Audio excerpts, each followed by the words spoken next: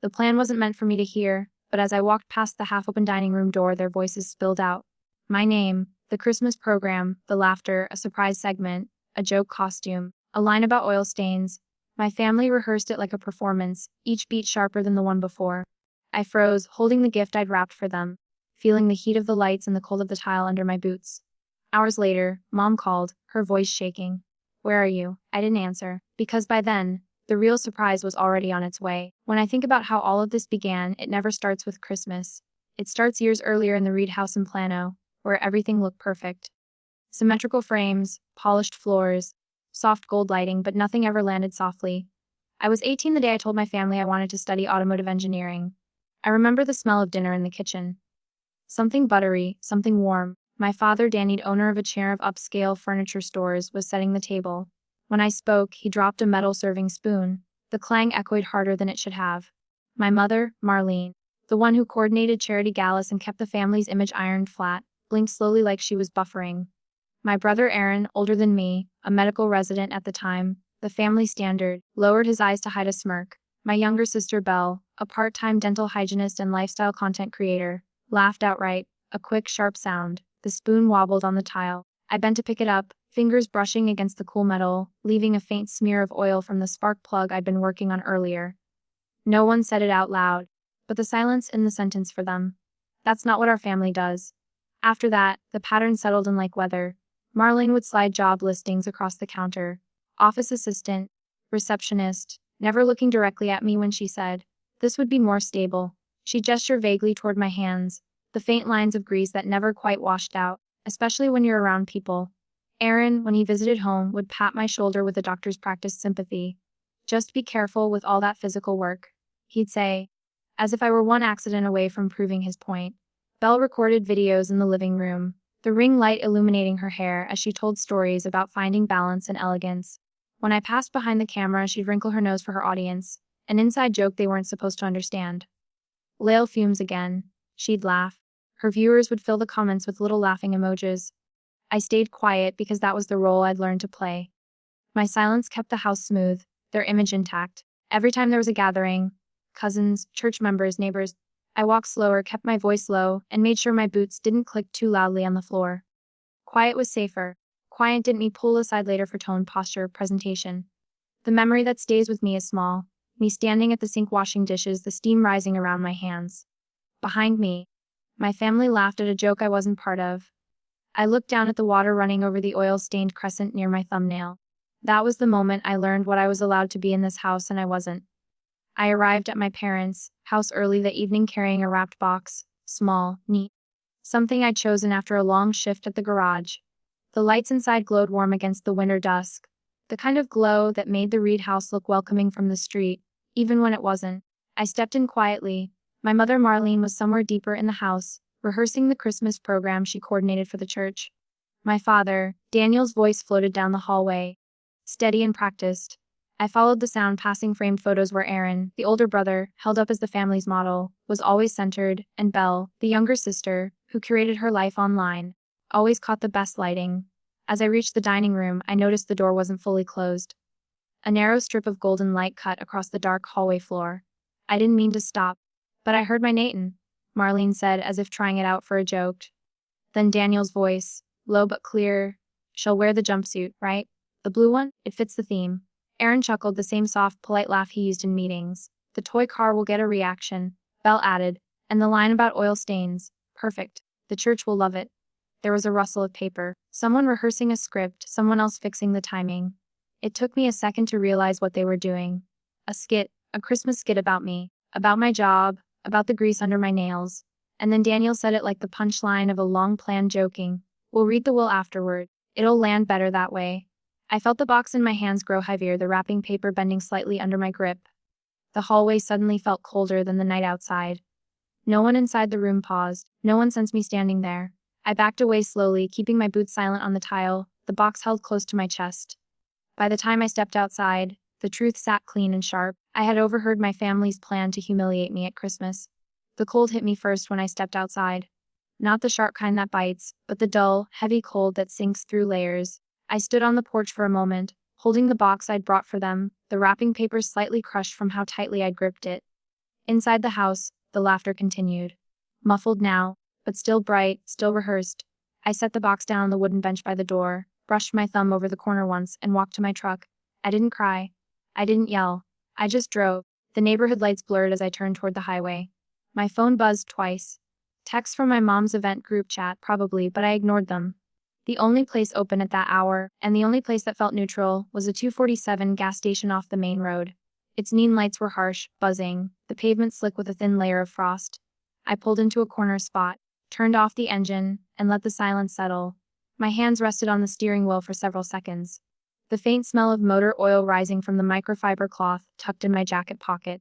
That cloth had followed me through years of shifts at the garage. Late night emergency call-ins, long drives home. For the first time, I was grateful for its smell. It grounded me. I reached for my phone and called Nora Patel, my closest friend and my CPA. Nora had been with me since I opened the garage at 21. She knew my family's patterns, under silence I carried into adulthood. When she answered, her voice was steady, like always. "You okay?" she asked. I didn't answer that. Instead I said, "Can you check the lease folder for the LC?" My voice surprised even myself. Flat, steady, almost businesslike. There was a pause as Nora clicked through her files. I watched the neon lights flicker on the wet concrete. "Okay," she said it. "Why? Just open it." I heard her scrolling, then stopping, then scrolling again. "Peyton, are you sitting in my truck? You need to look at this," she said. "Right now." I opened the folder on my own phone, something I rarely did after hours. And the document list appeared. Payments, lease agreements, ownership forms. My stomach tightened. I clicked the lease for the commercial property in Plano. The property my father's flagship furniture showroom was housed in, the one he bragged about every Christmas, every Thanksgiving, every fundraiser, the pride of Daniel Reed. The tenant name blinked back at me. His LC, the landlord name blinked back at me too. Mine, not my personal name, my real estate LC, the one Nora helped me set up when I was 25, the one I'd used to invest in small industrial lots around Dallas. I knew I owned the property. Of course I did, but I had never connected emotionally to them. Not until that moment. I scrolled further. Payment logs. 3 missed payments, a pending increase in market rent. Significant. A clause about non-renewal that I had highlighted months ago when Nora told me the market was shifting. At the time, it felt like professional due diligence.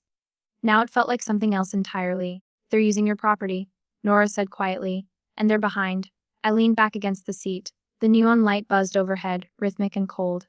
For a long moment, I didn't speak. I just let the information settle, not like a revelation, but like a slow, inevitable truth finally reaching the surface.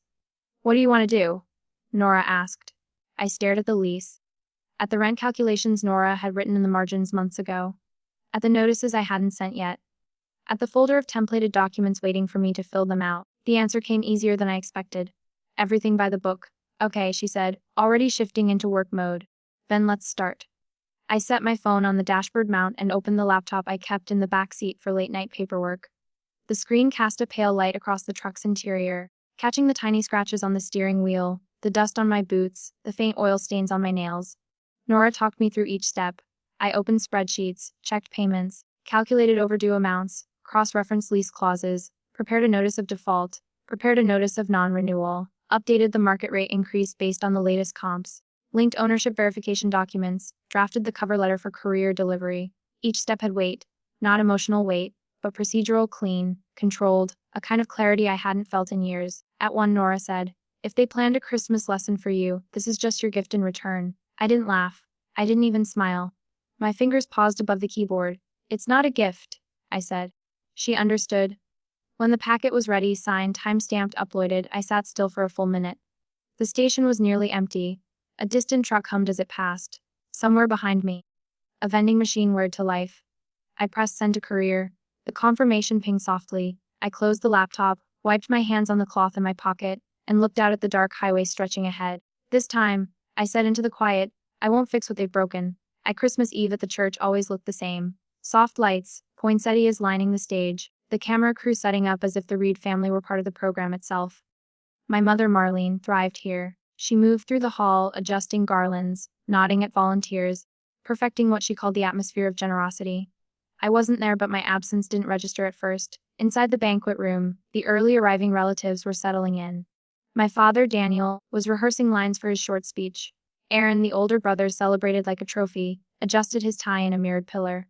Belle, always angling for the best frame, checked her phone's front camera every few minutes, smoothing her hair between takes. The courier arrived at 6:47 p.m. He slipped through the decorated hallway past a child chair practicing carols. He carried a stack of envelopes, white, clean, official. He asked for Marlene Reed by name. She smiled, assuming they were last-minute donations or SVPs. When she tore open the first envelope, the expression on her face broke cleanly. First confusion, then a small, precise shock, like a bulb flickering before it burns out. The pages inside slid neatly onto the table under the bright lights. Notice of default, notice of non-renewal, revised, market rent, payment ledgers, ownership records listing landlord Peyton Reed. Her hand trembled. Paper rustled as she flipped pages too quickly. Daniel stepped closer. What is that? Marlene didn't answer. Aaron took one page to read, his jaw tightened. Mom, this is the showroom lease. Belle leaned over his shoulder, eyes widening. Wait, Peyton owns the building. The pastor, standing at the doorway, quietly stopped giving instructions to the camera crew. Someone dimmed the stage lights. Even the murmurs children's chairs seemed to fade. One of my aunts whispered, "Why would Peyton send this tonight?" Marlene's voice finally returned. Thin, unsteady. No, this has to be a mistake. She wouldn't. She doesn't. At the bottom of the ownership record still read the same landlord, Peyton Reed. Not her mechanic daughter, her silent daughter, her invisible daughter, the one she tried to turn into a seasonal joke. At 7:02 p.m. Daniel tried calling me. When I didn't answer, Marlene grabbed her phone. Her earrings shook with the force of her movement. She stepped out of the banquet room, pressing the phone hard against her ear. The first call went to voicemail. The second, too. On the third, I answered. I was standing outside the cabin in Colorado, snow drifting across the porch. I could hear her breath before her voice ragged, then frantic. That night I would remember later, my mom called furious. Where are you? She demanded. Behind her, I could hear chairs scraping, relatives whispering, the distant edge of someone crying. She wasn't asking because she cared.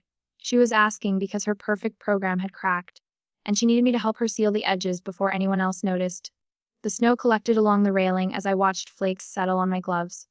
Nora was inside chopping vegetables, humming softly. The cabin was warm, the cold air felt cleaner. I didn't answer her question. Instead, I said slowly, evenly, "Did you enjoy my gift?" The silence on her end wasn't dramatic. It was worse, small, stunned, collapsing inward. A silence that recognized, maybe for the first time, that I had stopped orbiting them. Peyton. She tried again, softer now, almost pleading, but the wind shifted, and her voice thinned out into the static. I won't discuss this tonight, I said. All communication can go through the LC inbox. You can't. I already did. I let the silence sit for a moment, not as punishment, but as distance finally measured, then I hung up. The snow kept falling. The phone stayed still in my hand. Inside the cabin, Nora added another log on the fire, and for the first time in years, I felt nothing pulling me back toward Plano. The morning after Christmas, the cabin was quiet in a way the Reed house had never been. No stage decorations, no curated lighting, no soft, rehearsed laughter leaking through doorways.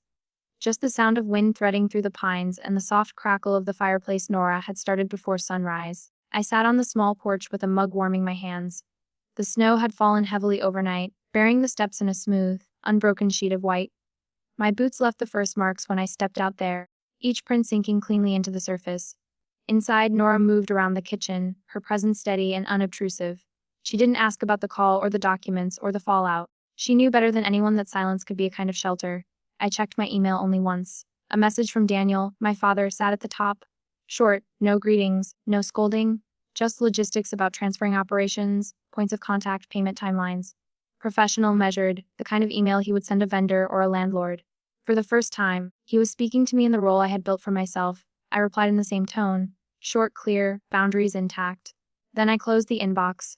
The rest of the morning passed in small movements. I swept snow from the railing, brought in firewood, tightened a loose hinge on the cabin door. It felt good to fix something where the repair didn't cost me pieces of myself. When the sun rose higher, the light shifted across the clearing, catching on the thin crescent of oil that stained my thumbnail, still there from the night I left the house. In Plano, it had been the punchline. Out here, it was just a mark of the work I'd chosen. I stayed on the porch until the pressed gently at my fingertips and the air steadied in my lungs. There was no rush to return, no expectation to meet, no version of myself I had to shrink into. Just the snow, just the quiet, just the space to finally breathe. Boundaries aren't punishment. They're the quiet shape of what you refuse to carry anymore. Standing on that porch, watching the snow raise every footprint behind me, I understood something simple. Distance can be a form of respect, both given and taken. If stories like this stay with you, if they echo something you've lived or something you're still trying to leave behind, stay close to this channel. There are more truths to tell and more silences worth breaking.